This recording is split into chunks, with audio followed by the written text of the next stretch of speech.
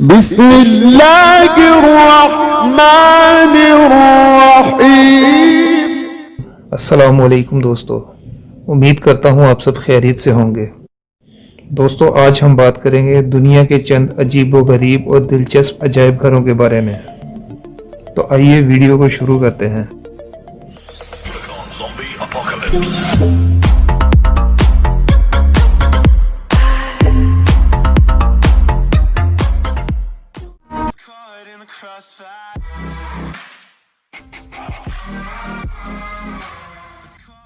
Number 1، underwater museum.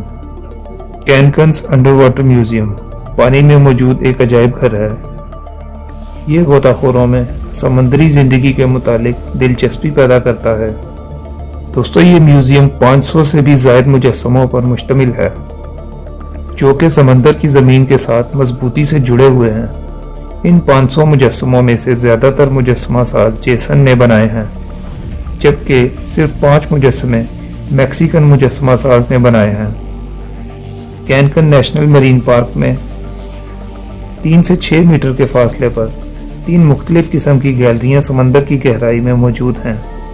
مصنوعی چٹانوں کا سلسلہ سمندر کی خوبصورتی کو مزید بڑھا دیتا ہے۔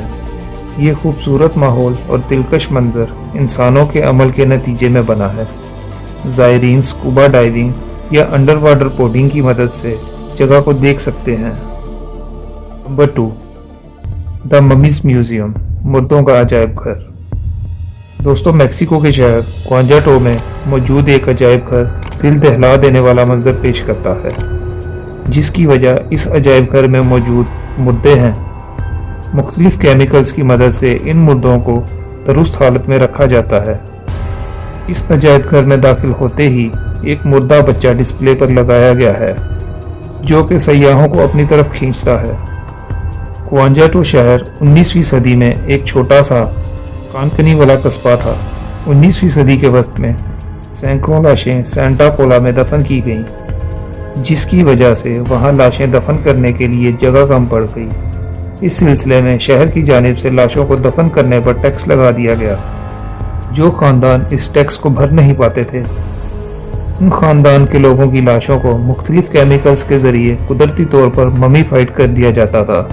اب ان لاشوں کو عجائب گھر میں نمائش کے لیے رکھ دیا گیا ہے۔ سیاح مردوں کو تفریح کے لیے اس طرح عجائب گھر میں دیکھنا پسند نہیں کرتے، جبکہ بہت سے لوگ صرف تجسس کی وجہ سے یہاں آتے ہیں۔ آپ کو اس بات سے آگاہ کیا جاتا ہے کہ یہ عجائب گھر خاندان والوں کے ساتھ تفریح کرنے کے لیے ایک اچھی جگہ بالکل بھی نہیں ہے، کیونکہ کچھ مردے ننگی حالت میں یہاں موجود ہیں۔ Number 3، torture museum. دوستوں، کیا آپ نے کبھی یہ سوچا ہے پرانے زمانے میں لوگوں کو کیسے سزائیں دی جاتی تھیں؟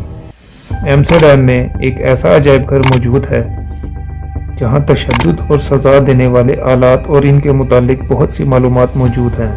دوستوں، ذرا تصور کریں کہ قرون وسط میں لوگوں کو سزا کے طور پر کس طرح اذیت دی جاتی تھی۔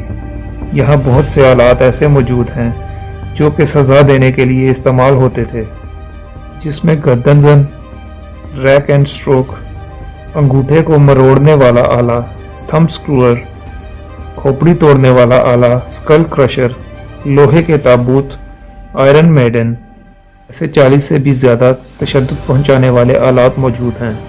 یہ تمام آلات بے دردی سے مجرموں کو تڑپا کر مارتے تھے۔